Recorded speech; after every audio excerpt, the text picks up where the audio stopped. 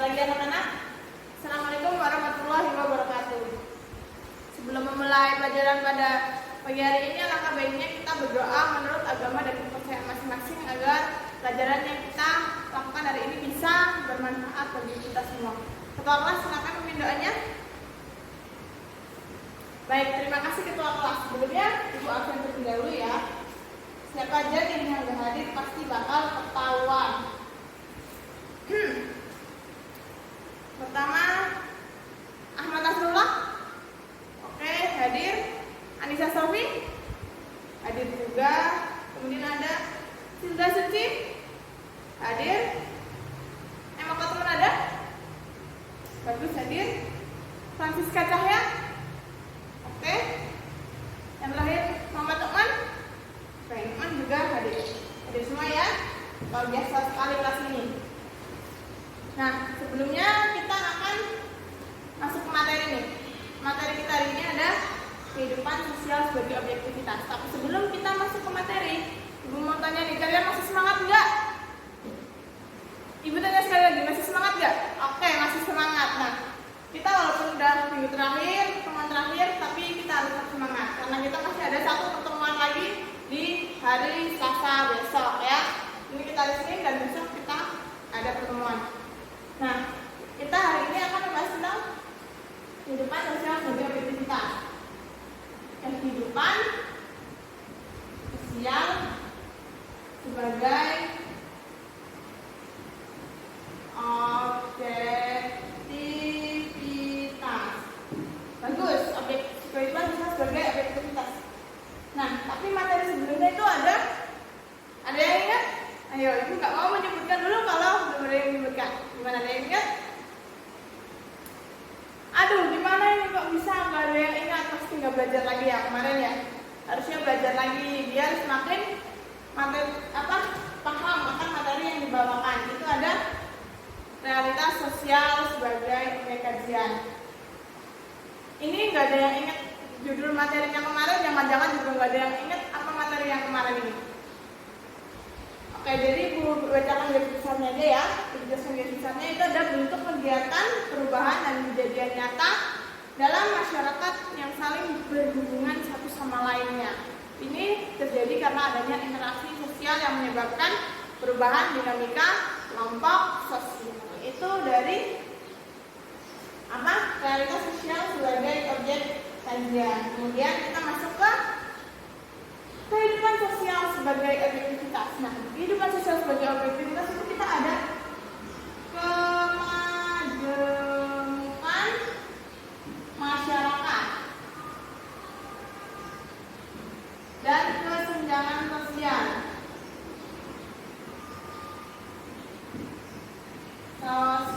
Tapi untuk hari ini kita bahas tentang kemajemukan terlebih dahulu. Untuk kesenjangannya kita bahas di hari berikutnya ya. Karena ketika kita membahas semuanya di hari ini, waktu tidak akan cukup. Dan kalian juga pasti akan semakin pusing gitu. Jadi mending kita pisah jadi dua. Nah, ada yang tahu nggak apa itu kemajemukan? Iya, bagus, Emma, tentang perbedaan yang begitu banyak. Terus ada lagi?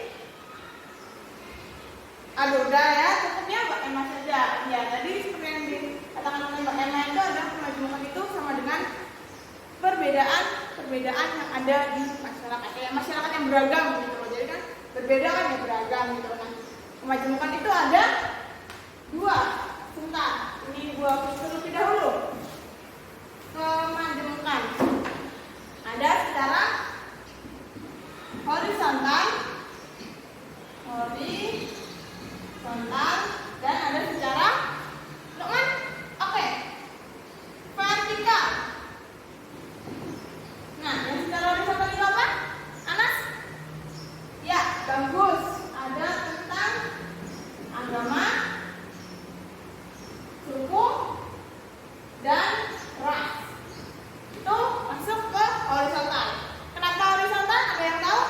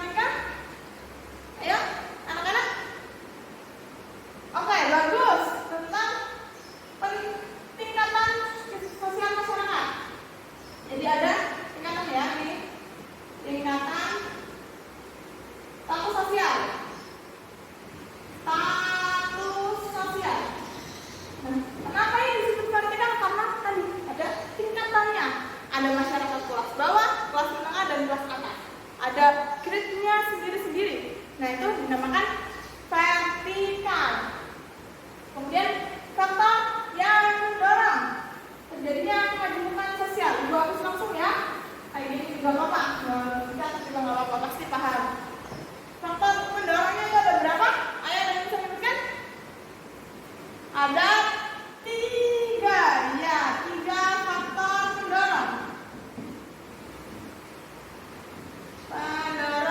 Pendorong terjadinya kemajemukan.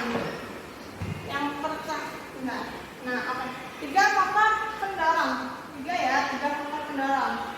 Yang pertama ada yang tahu?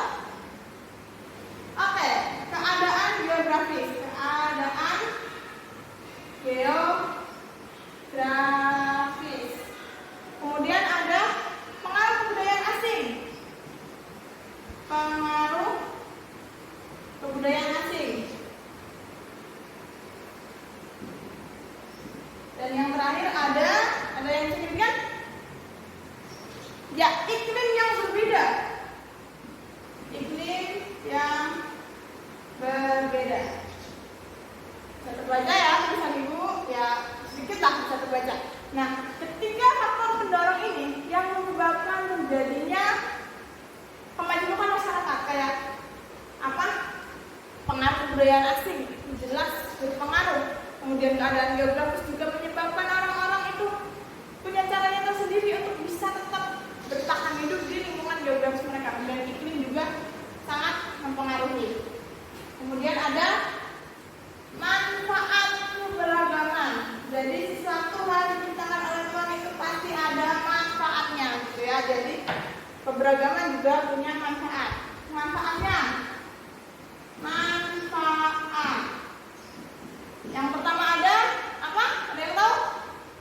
Ya, pertukaran kata semakin banyak.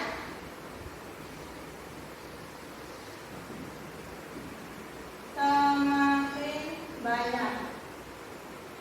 Seperti yang kita ketahui, Indonesia terdiri dari begitu banyak suku. Kemudian juga mereka punya bahasanya sendiri-sendiri. Suku Jawa sendiri. Kita pakai suku kita ya, karena semuanya di sini orang Jawa.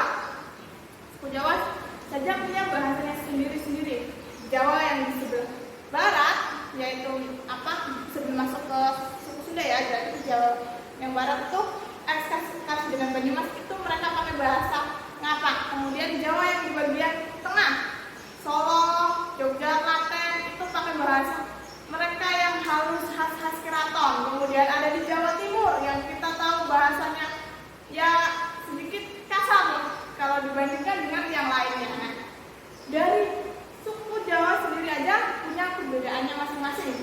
Nah, jadi ketika kita melihat semua suku di Indonesia pasti sangat banyak sekali bangsa yang berbeda-beda. Kemudian ada keberagaman budaya sebagai objek pariwisata. Keberagaman sebagai objek wisata.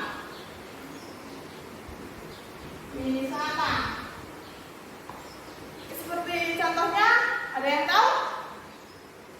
Oke, Ibu ambil contoh yang sudah terkenal saja di Jawa Tengah, yaitu pemotongan rambut gimbal di Dieng. Itu sebagai objek wisata. Tadinya itu adalah sebuah tradisi lokal masyarakat sana. Kemudian pemerintah daerahnya melihat ada potensi ketika dijadikan sebuah wisata, maka dijadikanlah wisata dan memberikan pemasukan yang banyak untuk pemerintah daerah. Kemudian melalui hubungan yang harmonis kita bisa menggali kebudayaan lokal. Menggalinya kebudayaan lokal. Nah, ketika kita masyarakatnya harmonis, tidak ada perpecahan, kita bisa secara intensif untuk mengetahui kebudayaan apa saja sih yang ada, kearifan lokal apa saja sih yang ada di masyarakat kita.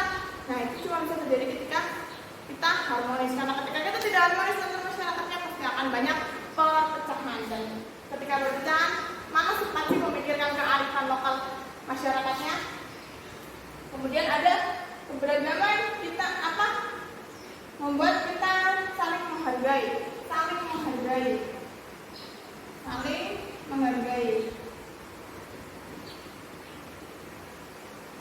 Ketika kita sudah biasa dengan orang yang berbeda, itu pasti kita akan lebih mudah untuk menghargai perbedaan itu. Nah, itu poinnya. Kemudian ada lagi keberagaman dapat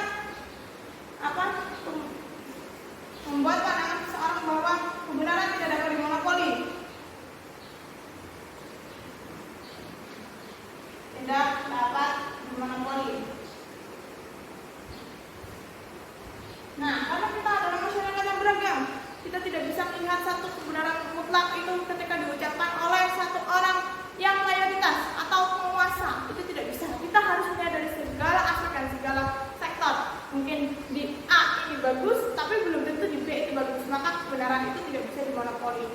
Itu. Kemudian ada keberagaman menjadi lebih toleran. Toleran.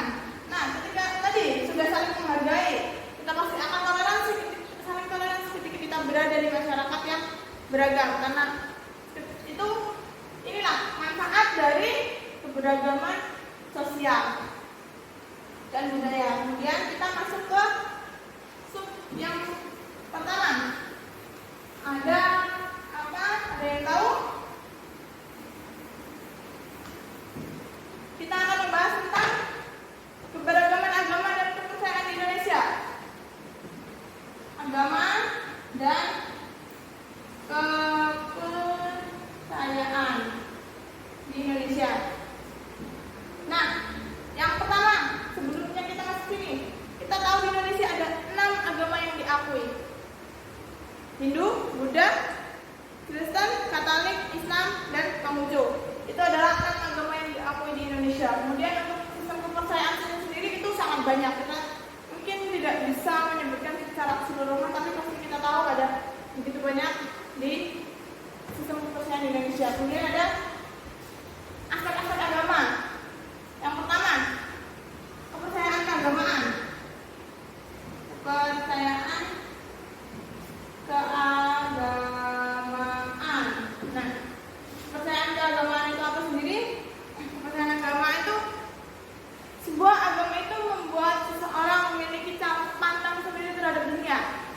Kayak misalnya, walaupun kita semua disatukan dalam satu kelas yang sama, tapi kita pasti di sini ada yang agamanya berbeda ya, seperti yang kita ketahui. Nah, itu pasti di agamanya dia diajarkan bagaimana cara memandang sebuah dunia, dan di agama yang lain juga ada cara pandang terhadap sebuah dunia. Jadi itu punya cara pandangnya sendiri-sendiri. Kemudian ada ritus keagamaan. Ritus keagamaan. Ada yang tahu contohnya ritus keagamaan? Oke, upacara ritual agama, sholat itu juga masuk. Kemudian apa? Masih banyak lagi ya. Itu maksudnya itu apa? Maksudnya itu adalah perilaku yang dilakukan secara simbolis untuk mengungkapkan makna religiusitas seorang yang beragama. Seperti yang kita ketahui ketika kita sholat, itu menunjukkan bahwa itu makna religiusitas dari orang yang beragama Islam. Kemudian ada simbol keagamaan. Simbol keagamaan. Simbol keagamaan itu kayak sebuah apa? Sesuatu yang mengandung makna arti tertentu untuk sebuah agama dapat dikenal. Kayak misal ada patung Buddha untuk mengenal agama Buddha. Kemudian ada kalung salib untuk mengenal agama Kristen dan Katolik. Itu masuk ke dalam simbol keagamaan. Kemudian pengalaman keagamaan. Pengalaman keagamaan.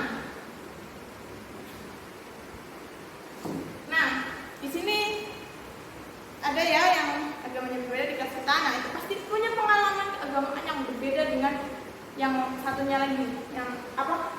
Nah, karena di agama mereka ya diajarkan hal yang tidak diajarkan di agama kita, dan yang ada di agama kita juga tidak diajarkan di agama mereka. Jadi ada hal-hal yang berbeda sehingga pengalaman keagamaan itu berbeda. Bagaimana cara dia berhubungan dengan Tuhannya gitu, memaknai antara hubungannya dia dengan hubungan Tuhannya dirinya gitu ya. Kemudian ada masyarakat agama. Ini yang terakhir. Masyarakat agama. Nah, untuk membuat sebuah agama dan kepercayaan itu bisa tetap hidup, maka harus ada masyarakat agama, orang-orang yang menganut agama tersebut. Ketika orang-orang yang menganut agama tersebut sudah menghilang, maka agama tersebut juga bisa saja menghilang begitu. Kemudian ada agama dan kepercayaan di Indonesia. Nah, agama dan kepercayaan di Indonesia sendiri yang tadi sudah disebutkan, 6 agama diakui, kemudian ada sistem kepercayaan yang begitu banyak. Nah,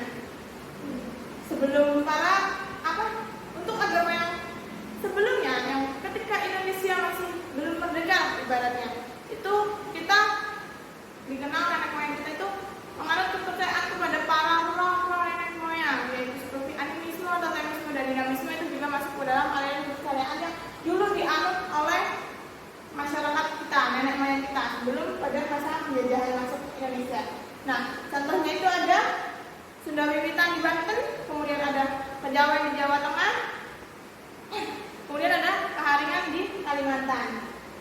Yang terakhir ada tentang fungsi sebuah agama. Nah, jadi agama memiliki fungsi apa? Agama terkenal mempunyai pandangan yang menyatakan bahwa agama mempunyai fungsi positif bagi integrasi masyarakat. Seperti yang kita ketahui, semua agama mengajarkan kebaikan. Itu kenapa agama memiliki fungsi yang positif. Seharusnya itu memiliki fungsi yang positif. Tapi seperti yang kita ketahui saat ini, banyak orang-orang oknum-oknum yang mengatasnamakan agama tapi justru membuat sedikit panas suasana di Indonesia ini. Kemudian